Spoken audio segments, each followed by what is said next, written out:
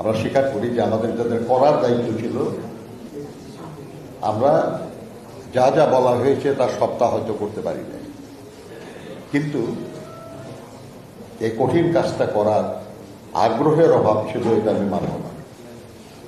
চেষ্টা ছিল, পরিস্থিতি এবং সহযোগিতার অভাব এটাও একটা কারণ। আজকে অসংখ্য মিডিয়া, প্রিন্ট এবং ইলেকট্রনিক, সবসময় এমন ছিল না, এবং থাকলেও তারা তাদের যে ভূমিকা সেটা কতখানি পালন করতে পেরেছেন বা করেছেন এটা তারাও ভালো বলতে পারবেন। আমি বিশ্বাস করি যে প্রস্তাবগুলি করা হয়েছে এর মধ্যে সদিচ্ছা নিয়েই সব প্রস্তাব করা হয়েছে। আমি এই ব্যাপারে একটা মুনির আহমেদ সাহেবরাই একটা অনুষ্ঠান করছিলেন কৃষিবিদ ফাউন্ডেশনে। আমি ওখানে বলেছিলাম যে আমরা সবাই চাই, ভালো চাই, আরো ভালো চাই, আরো ভালো চাই, কিন্তু খুব বেশি ভালো করার জন্য যেন আমরা এত সময় না নিই যাতে মানুষের পরিবর্তনের যে আকাঙ্ক্ষা সেটা স্থীমিত হয়ে যায়। নিশ্চয়ই আমরা আরো ভালো করব, আরো ভালো করতে চাই, এবং এই ভালো করার প্রয়াস অব্যাহত থাকবে, সব সময় থাকবে। সংস্কার একটা সদা চলমান অনিবার্য প্রক্রিয়া, হতেই হবে। আমি যখন একা আমার ঘরে থাকি তখন সে ঘরের যে সেটআপ, আমি যখন বিয়ে করি তখন সেটা বদলে যাবেই। আমার যখন সন্তান হবে তখন সেটা আবার বদলে যাবে, আর একটা সন্তান হলে আরো বদলে যাবে, তাদের বয়স যখন বাড়বে তখন আবার বদলে যাবে। সময়ের সাথে সাথে অনেক কিছু বদলায়, বদলাবেই, অনিবার্য চলমান প্রক্রিয়া বলেছি আমি।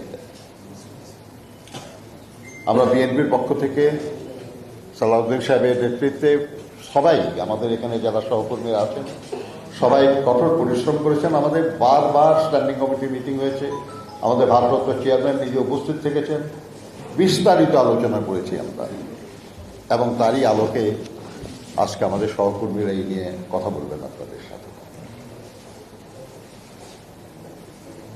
আমরা কালকেও প্রধান উপদেষ্টা সাহেবকে বলেছি যে বিএনপির চেয়ে বেশি সংস্কার বাংলাদেশের কোন রাজনৈতিক দল করেছে।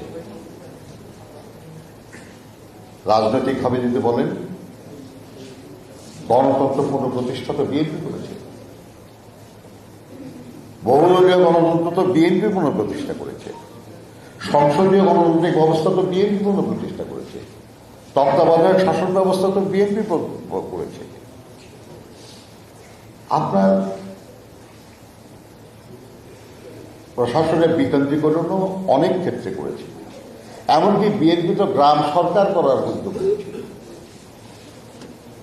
আপনি আর কত দূর পর্যন্ত আমরা প্রশস্ত করতে চাই। আপনি মুক্তবাজার অর্থনীতি, যদি অর্থনীতিকে দেখেন, মুক্তবাজার অর্থনীতি বিএনপি চালু করেছে। দুর্নীতি দমন কমিশন, দুর্নীতির কথা বলে দুর্নীতি দমন কমিশন বিএনপি গঠন করেছে। আজকে অর্থনীতির সরকারের রাজস্বের অন্যতম খাত হল value added tax, VAT, BNP করেছে। আজকে বাংলাদেশের অর্থনীতির মূল স্তম্ভ তৈরি পোশাক শিল্প বিএনপির হাতে আসে, কৃষি উন্নয়ন বিএনপির হাতে, প্রবাসী কর্মসংস্থান বিএনপির হাত ধরে। এরকম অসংখ্য দৃষ্টান্ত আমরা দিতে পারি, পল্লী বিদ্যুতায়ন থেকে শুরু করে সমবায়ের উন্নয়ন, কুটির শিল্প এবং ক্ষুদ্র শিল্প প্রতিষ্ঠান। কাজে বিএনপি সংস্কারের বিপক্ষে না, বিএনপি সংস্কারেরই দল।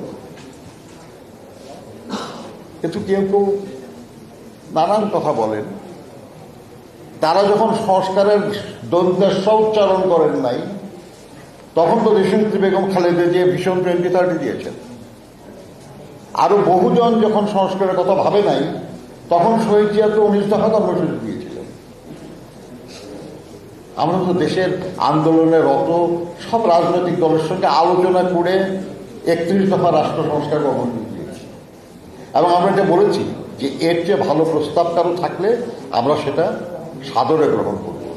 এবং আমরা এই যে সংস্কার কমিশনের কাজ, আমরা ওই দৃষ্টিকোণ থেকে নিয়েছি যে আমরা কিছু সংস্কারের প্রস্তাব করেছি, আরো কিছু ভালো প্রস্তাব আসছে, আমরা সেটা আলোচনা করে গ্রহণযোগ্য হলে, জনস্বার্থে বিবেচনা করলে আমরা সেটাকে গ্রহণ করব। এবং আমরা যে 31 দফা কর্মসূচি বলেছি, এটা কারো কাছে দাবি না, এটা আমাদের এক ধরনের ঘোষণা, এক ধরনের প্রতিশ্রুতি। কাজেই যদি ঐক্যমত্য কমিশনের কোনো সনদ নাও হয়, বিএনপির জন্য সনদ তো আছে, একটা সংস্কারের সনদ। কাজে আমরা এর পক্ষে। আমরা শুধু একটা জিনিস বলবো যে সবকিছুর মূলে জনগণ, জনগণের সম্মতিতে যেন সব হয়। আর জনগণ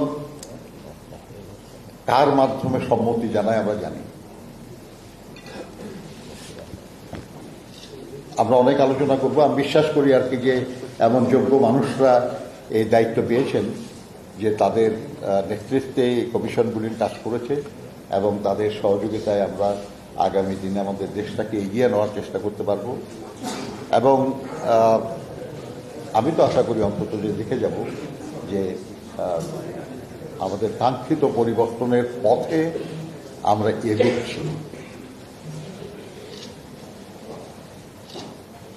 এবং ইনশাআল্লাহ পৌঁছে যাব। ধন্যবাদ সবাইকে।